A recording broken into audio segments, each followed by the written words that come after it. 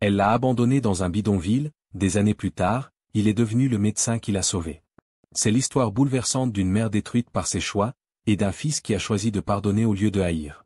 Une leçon de vie sur la chute, la rédemption, et la puissance du pardon. Mariona, la fille des hôtels. La ville ne dormait jamais. Entre les néons des hôtels de luxe et les klaxons impatients, un nom circulait sur toutes les lèvres masculines, Mariona. Elle avait 20 ans. Belle à en faire tomber des prières. Un visage sculpté comme une idole, des yeux féroces et fuyants, une démarche qui dictait le silence. On ne savait pas d'où elle venait, mais on savait où elle traînait, les couloirs des hôtels et les lits des hommes mariés. Voix d'un serveur d'hôtel. Celle-là. Elle entre, elle choisit, elle encaisse, elle disparaît. Ce soir-là, Mariona sortait d'un hôtel chic du centre-ville, perché sur des talons brillants, une robe moulante comme une seconde peau, un sac de marque pendu à son bras. Un homme d'affaires la suivait du regard depuis le hall, hypnotisé. Elle ne lui adressa même pas un mot. Elle se croyait libre, intouchable. Mais en vérité, elle fuyait quelque chose qu'elle ne voulait pas nommer. Chez elle, personne ne prononçait plus son prénom. Son père, le pasteur Maury, avait effacé son existence de ses sermons. Sa mère, maman Kadia, priait en silence, les larmes coulant sur un tapis de prière trop souvent mouillé par le chagrin. Maury, en plein culte. Même nos enfants peuvent devenir nos plus grandes épreuves. Quand l'ennemi veut nous atteindre, il passe parfois par notre propre sang. Dans l'église, beaucoup baissaient les yeux. Car tous savaient que la fille des hôtels était la fille du pasteur. Et pire, qu'elle avait détruit le silence de nombreux mariages, même dans la congrégation. Mais Mariona s'en fichait. Mariona, en riant avec ses copines dans une suite d'hôtels. Un enfant? Pourquoi faire? Changer des couches, me ruiner le ventre? Non merci. Je suis né pour vivre, pas pour m'attacher à un poids de plus. Et pourtant, le poids allait venir.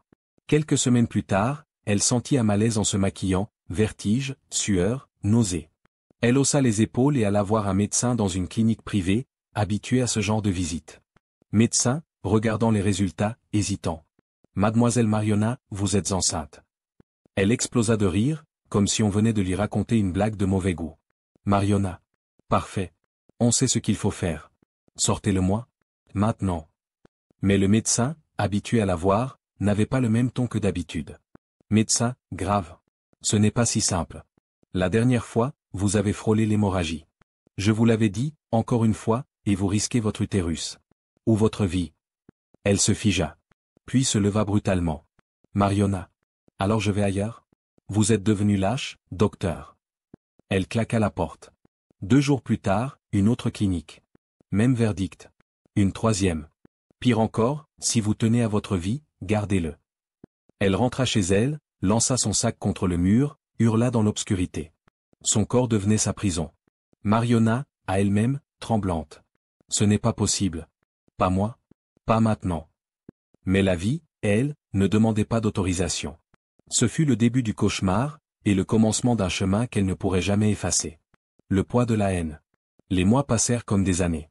Le ventre de Mariona s'arrondissait. Lentement. Inévitablement.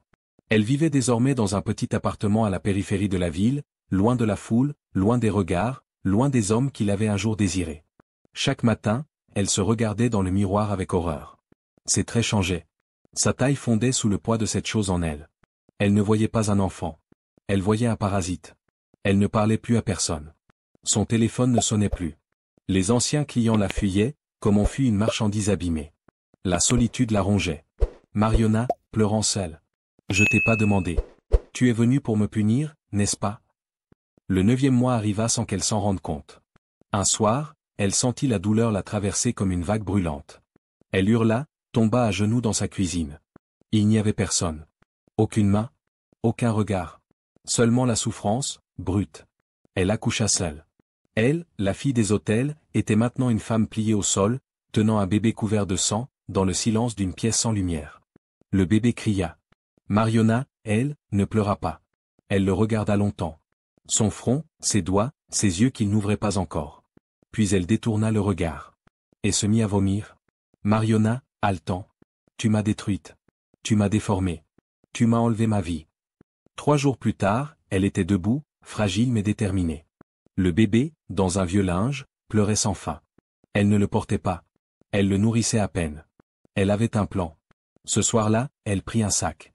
Elle glissa dans une poche un petit billet de 1000 francs, comme si ce geste pouvait suffire. Puis elle quitta l'appartement, le bébé contre elle, sans même refermer la porte derrière elle. Elle marcha longtemps, jusqu'aux ruelles du bidonville de Ndiura, un quartier que même les ordures semblaient vouloir fuir. Elle choisit une ruelle sombre, près d'un tas de décombres. Elle déposa le bébé au sol. Il pleurait. Elle resta debout un instant, le regard vide. Mariona, froide. Tu n'es pas mon fils. Tu n'es rien. Tu n'as jamais été désiré. Et puis, elle tourna les talons. Sans un regard. Sans une larme. Sans un mot. Le vent soufflait. Les chiens rôdaient.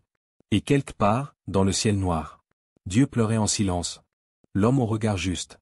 Le matin se levait lentement sur le bidonville de Ndiura. Les premières lueurs du soleil dessinaient des ombres brisées sur les tôles rouillées, pendant que les odeurs de charbon, de pourriture et de misère flottaient dans l'air lourd. Mais ce matin-là, il y avait un cri inhabituel. Pas celui d'un marchand. Ni celui d'un enfant qui se chamaille. Non. Un cri, aigu. Continu. Déchirant. Celui d'un nourrisson. Dans les ruelles, les gens s'arrêtaient. Ils écoutaient.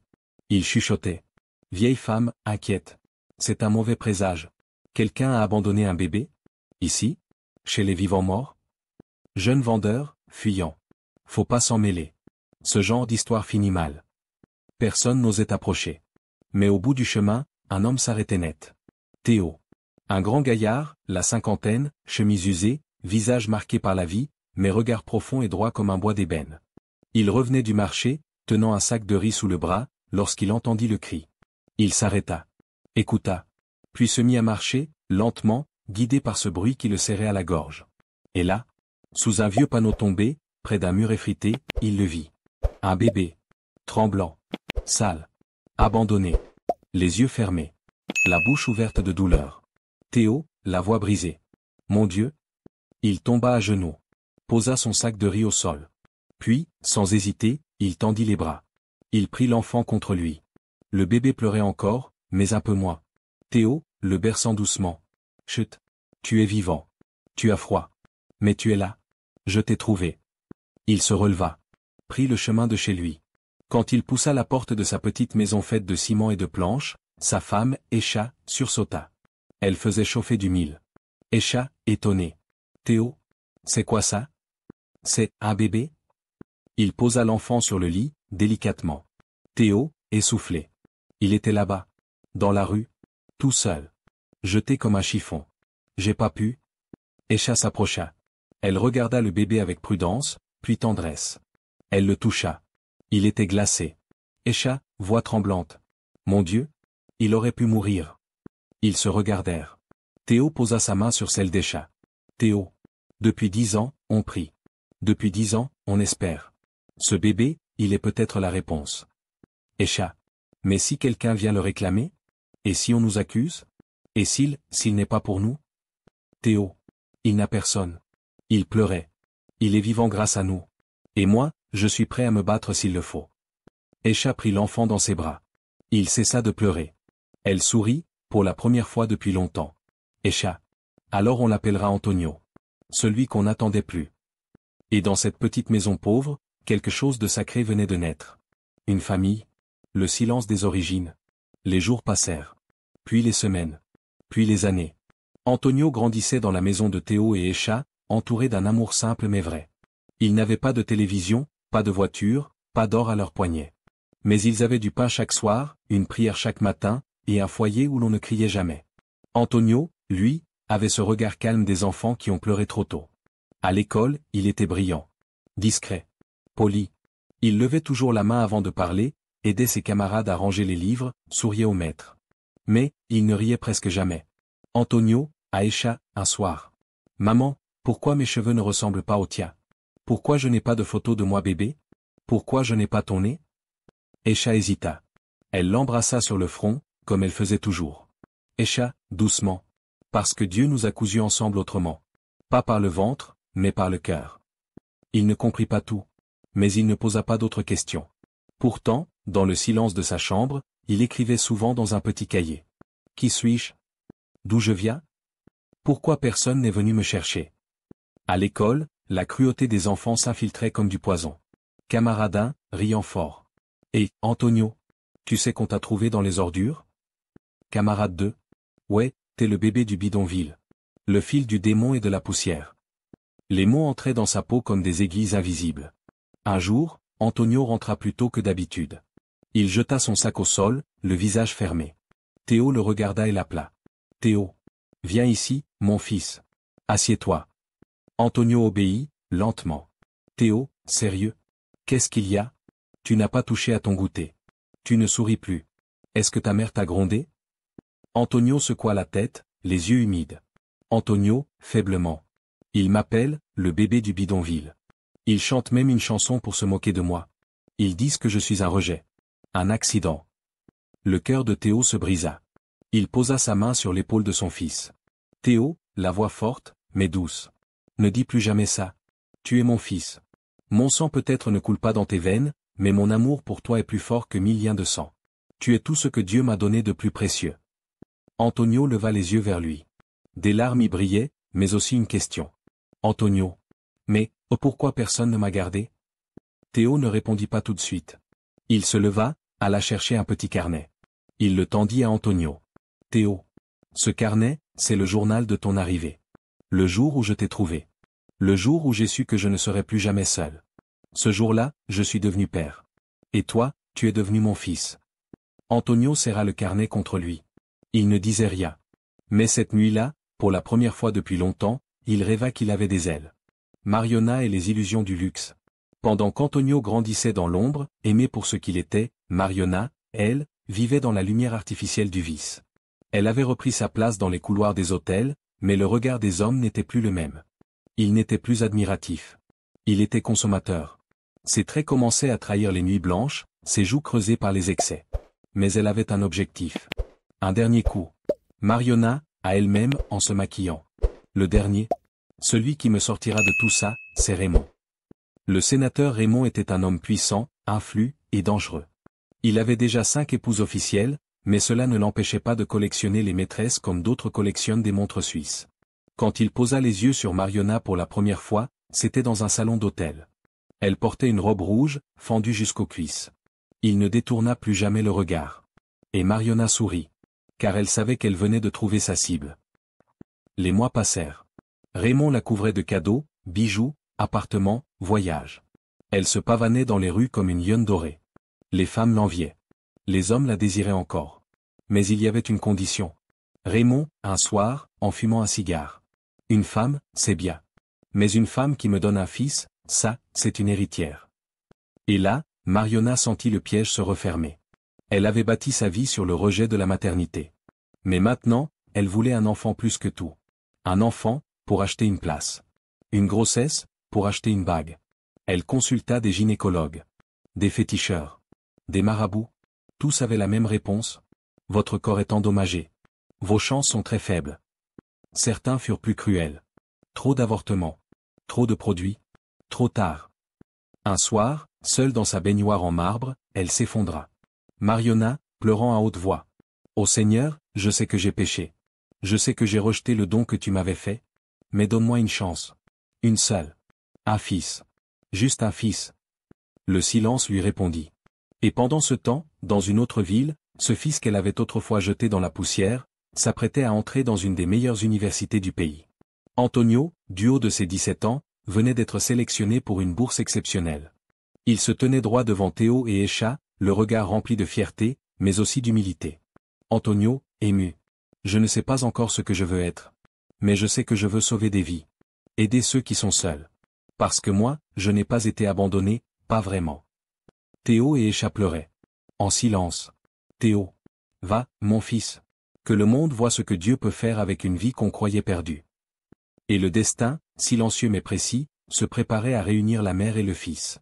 Non pas dans le luxe, mais dans la vérité nue, le prix du sang et de la chair. Mariona se battait contre le temps.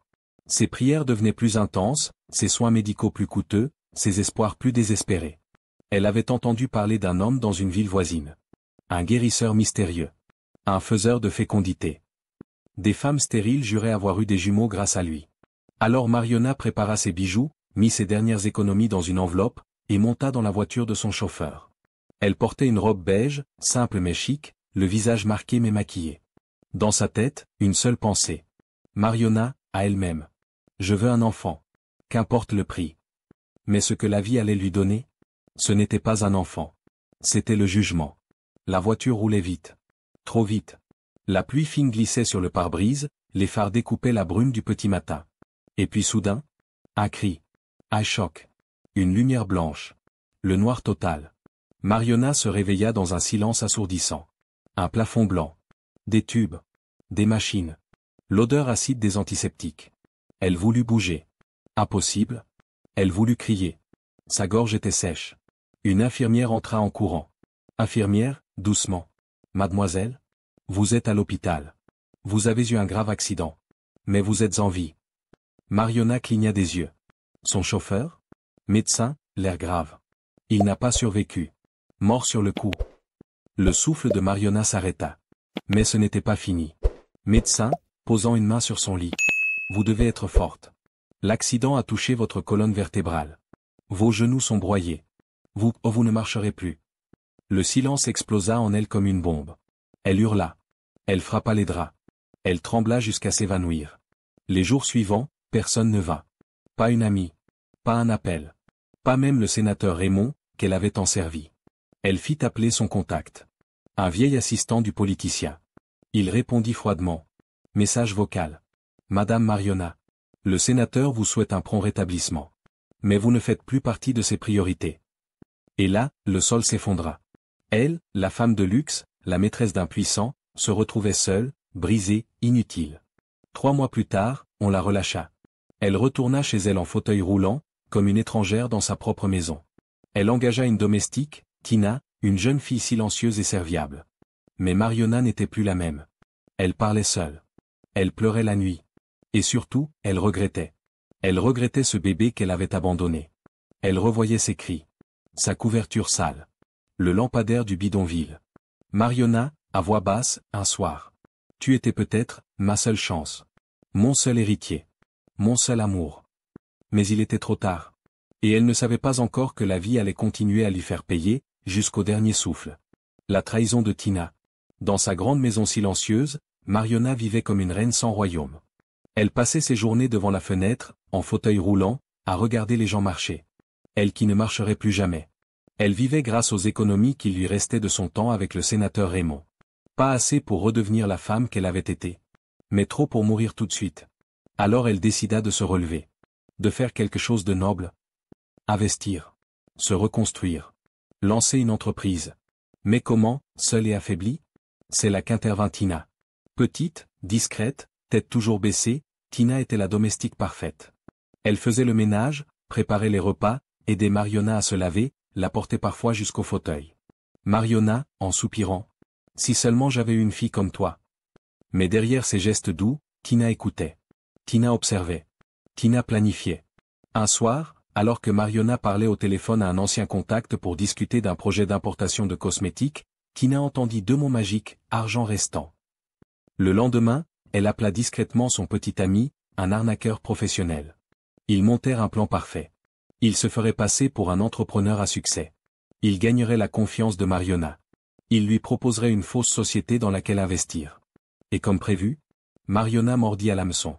2 semaines plus tard, dans son salon, elle signait un contrat avec Monsieur Caleb, jeune, poli, bien habillé. Mariona, souriant, pleine d'espoir. Ce projet va me relancer. Je sens que c'est le début d'une nouvelle vie. Caleb lui serra la main. Tina, en arrière-plan, souriait discrètement. 5 jours après la signature, Tina prétexta aller au marché. Tina, à Mariona. Je vais acheter les ingrédients pour le dîner. Vous voulez quelque chose de particulier? Mariona, fatiguée. Non, juste ne tarde pas. Et pourquoi ce grand sac? Tina, riant. Je veux donner quelques habits à des mendiants. Je n'en ai plus besoin. Puis elle partit. Et ne revint jamais. La nuit tomba. Mariona attendait, affamée. Elle essaya d'appeler Tina.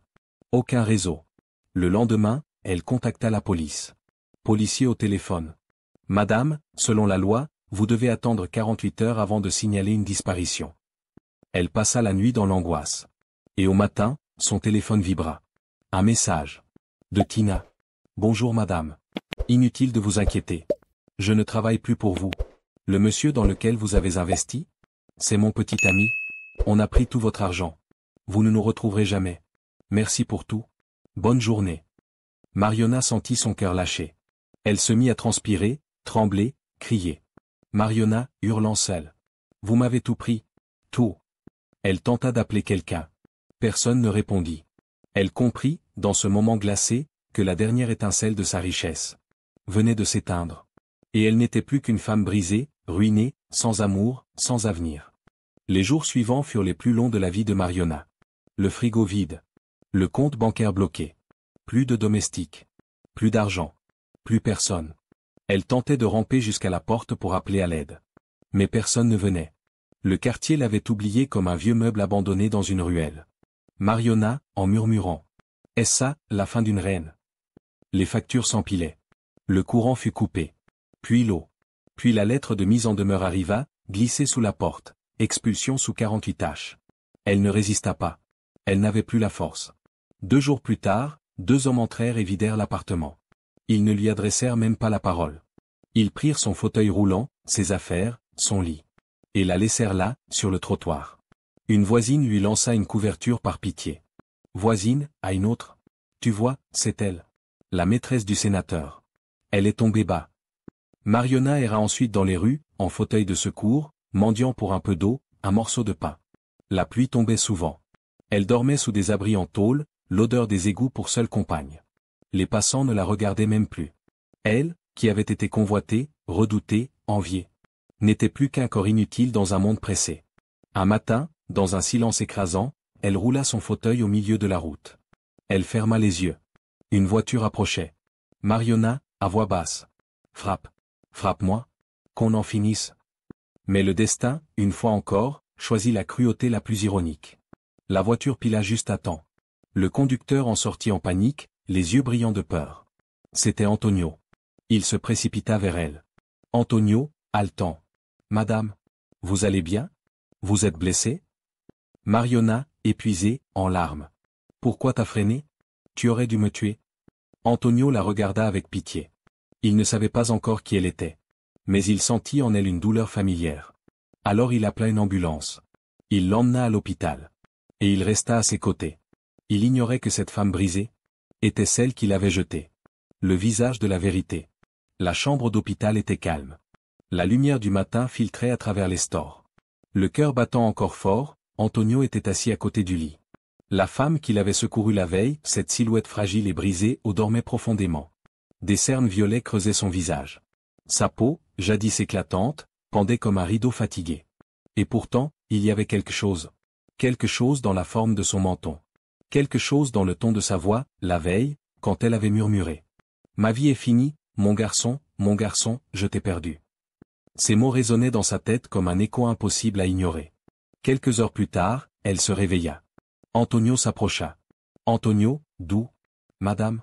Vous êtes en sécurité maintenant. Vous êtes à l'hôpital. Elle cligna des yeux, déboussolée. Puis, lentement, elle le regarda. Mariona, faiblement.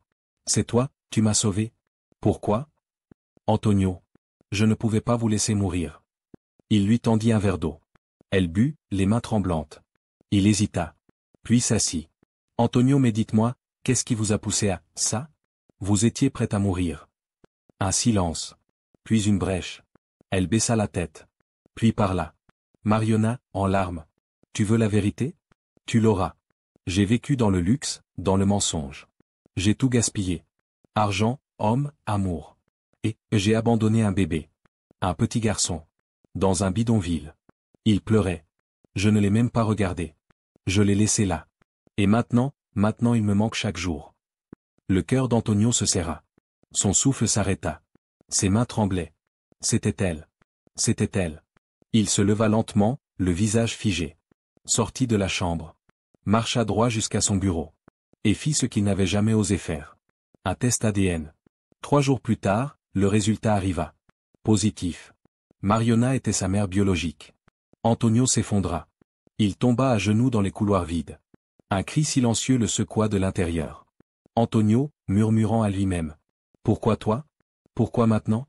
Pourquoi m'avoir jeté, si tu devais me revenir un jour comme ça? Mais il ne dit rien à Mariona. Pas encore. Il retourna chez Théo et Écha ce soir-là. Il posa les résultats sur la table. Et pleura. Théo, posant une main sur lui. Mon fils, ta douleur est réelle. Mais n'oublie pas, tu as survécu à l'abandon. Tu as grandi dans l'amour. Et maintenant, tu as une décision à prendre. Antonio, yeux rouges. Je veux la confronter. Je veux qu'elle sache. Mais je ne sais pas si je veux lui pardonner. L'épreuve du pardon. La nuit était tombée sur l'hôpital. Un calme étrange planait dans les couloirs, comme si le temps lui-même retenait son souffle. Antonio avançait lentement vers la chambre. Dans ses mains, l'enveloppe contenant les résultats du test ADN. Son cœur battait fort. Pas de peur. Pas de colère. Mais d'un poids lourd, le poids d'un choix. Dans la chambre, Mariona dormait à demi, le visage tourné vers la fenêtre. Elle sursauta en entendant la porte s'ouvrir. Elle reconnut Antonio. Mariona, souriante, faible. Tu es revenu? Merci d'être resté. Il ne répondit pas tout de suite. Il s'approcha. Posa l'enveloppe sur la table. Antonio, calme. Je veux que tu l'ouvres. Et que tu lises ce qu'il y a dedans. Mariona fronça les sourcils, hésita. Ses mains tremblaient. Elle ouvrit. Sortit la feuille. Et lut les mots. Résultat, compatibilité génétique 99,98%. Elle releva lentement la tête. Ses yeux croisèrent les siens. Mariona, murmurant. Non. Ce n'est pas vrai. Ce n'est pas. Antonio, la coupant, d'une voix tremblante. C'est moi. Le bébé du bidonville. Celui que tu as laissé. Tu m'as donné la vie, et tu m'as offert la mort, la même nuit. Tu m'as rejeté, comme une chose. Tu ne m'as même pas regardé. Mariona éclata en sanglots. Mariona, se couvrant le visage. Je n'étais pas prête. J'étais égoïste. Je croyais que le monde m'appartenait. Je n'ai pas su aimer. Je suis désolé, mon fils. Je suis désolé.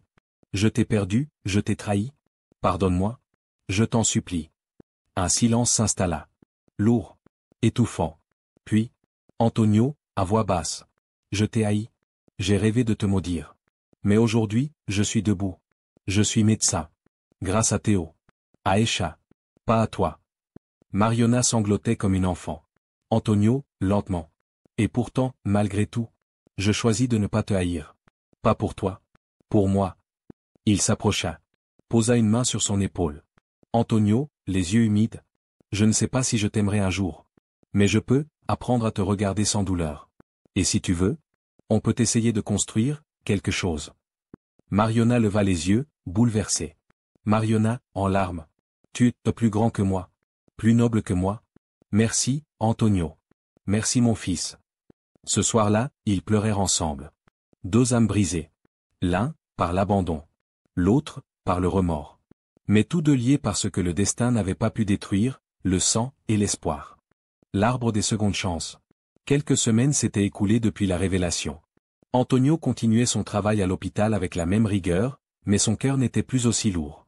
Chaque soir, il passait dans la chambre de Mariona, parfois silencieux, parfois bavard. Il ne parlait pas toujours du passé. Souvent, il parlait de fleurs, de nourriture, de l'odeur de la pluie. Car parfois, pour guérir, il faut d'abord réapprendre à vivre ensemble dans le silence. Un dimanche après-midi, Antonio la poussa dans son fauteuil jusqu'au jardin thérapeutique de l'hôpital.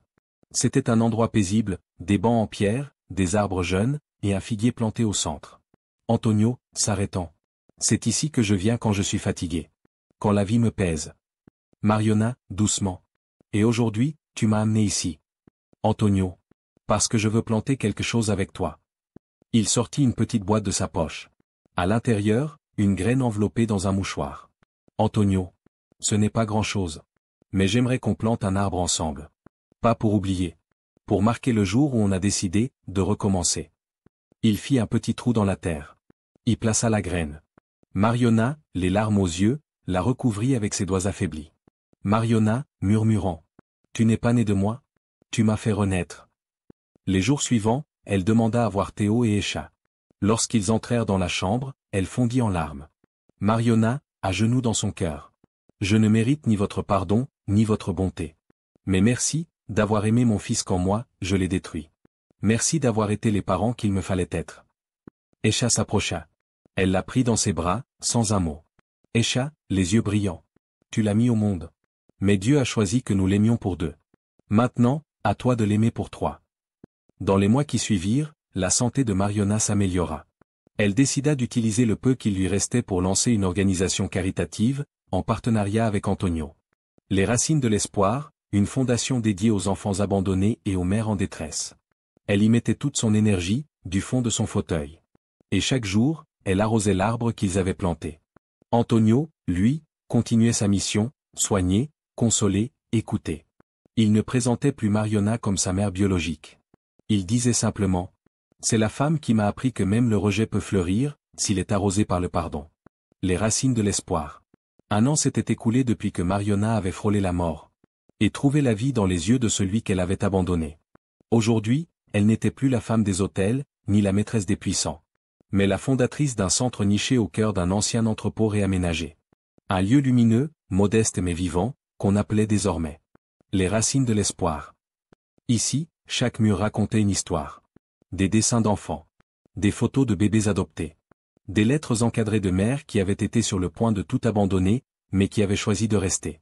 Au centre de tout cela, dans un fauteuil roulant orné d'un tissu wax. Mariona, toujours affaiblie physiquement, mais rayonnante intérieurement, recevait les femmes une par une. Elle ne jugeait pas. Elle ne sermonnait pas. Elle écoutait. Un jour, une jeune fille de 16 ans entra dans son bureau. Pleine de honte. Enceinte. Rejetée par sa famille. Fille, les yeux rouges. Je pensais, laisser le bébé dans la rue. Comme ça. Disparaître. Comme si de rien n'était. Mariona, la regardant doucement. Je l'ai fait, il y a longtemps. Et le cri de ce bébé, n'a jamais cessé de résonner dans mon âme. Mais Dieu, a transformé ce cri en une chanson. Et aujourd'hui, ce bébé est médecin. Il sauve des vies. La jeune fille éclata en larmes. Fille. Je veux qu'il ait une vie, pas une malédiction. Aidez-moi. Mariona prit ses mains, les serra fort. Mariona. Tu as déjà fait le premier pas, restez. Maintenant, laisse l'amour faire le reste. Antonio, entre 2 gardes à l'hôpital, passait régulièrement au centre. Il organisait des journées médicales gratuites. Distribuait des médicaments. Donnait des conférences. Mais surtout, il prenait soin de Mariona. Pas comme un fils parfait. Mais comme un homme ayant fait la paix avec son passé. Un après-midi, Esha et Théo vinrent au centre. Ils virent Mariona entourée d'enfants, racontant des histoires, riant. Théo, ému. Tu vois ce que Dieu peut faire avec une vie brisée? Il en fait un puits pour les assoiffés. Esha acquiesça. Et sous le figuier qu'ils avaient planté ensemble, Antonio déposa une plaque. À celle qui m'a donné la vie 2 fois, par la chair, et par le pardon. Les racines de l'espoir grandissaient. Et chaque nouvelle pousse était un enfant sauvé, une mère relevée, une âme réconciliée. Des années avaient passé. La ville avait changé. Les hôtels avaient été rénovés. Les visages remplacés. Mais dans un quartier calme, non loin d'un hôpital privé réputé, un petit bâtiment discret portait une enseigne en bois gravé. Fondation Les Racines de l'Espoir. Ici, la douleur devient semence. À l'intérieur, des rires d'enfants. Des chants de femmes. Et au fond du jardin, un arbre immense. Le figuier. Mariona n'était plus là. Son corps avait fini par céder, doucement, une nuit, dans son sommeil, entourée de ceux qui l'avaient aimée après l'effondrement. Elle était partie le sourire aux lèvres, une main dans celle d'Esha, l'autre dans celle d'Antonio. Elle avait murmuré une dernière fois. « Merci de m'avoir permis d'aimer, avant de partir. » À son enterrement, il n'y eut pas de chœur religieux. Mais des enfants, en cercle, lisant des lettres. Antonio, en blouse blanche, s'adressa à la foule. Antonio, voix ferme et tendre. Ma mère ne m'a pas porté longtemps dans ses bras. Mais elle m'a porté dans sa rédemption. Elle a choisi de réparer. Et moi, j'ai choisi de lui tendre la main. Ce n'est pas une faiblesse. C'est une force que seuls les brisés comprennent. Chaque année, le jour de sa mort, on plante un arbre à son nom dans une école, dans un orphelinat, dans un dispensaire. Et sur chaque tronc, une plaque gravée de sa main. J'ai tout perdu. Et j'ai tout trouvé, dans un cri que je n'ai pas su entendre. Merci d'avoir écouté cette histoire. Si elle a touché quelque chose en vous, si elle a réveillé un souvenir, une émotion, ou simplement un peu d'espoir. Abonnez-vous. Pas seulement pour une vidéo de plus. Mais pour continuer ensemble ce voyage à travers des récits oubliés, des vérités humaines, et des silences qui parlent plus fort que les mots. Votre écoute donne vie à ces histoires. Merci d'en faire partie.